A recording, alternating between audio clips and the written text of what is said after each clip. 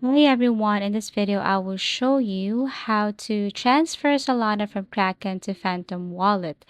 So first you have to log into your Kraken, open your Kraken and log into your account using your credentials.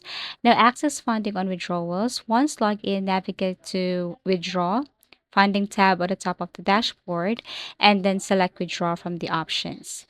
Now in the withdrawal section, search for Solana from the list of available assets. Click on Withdraw Solana to initiate the process. Now exit Kraken and then go to your Phantom wallet.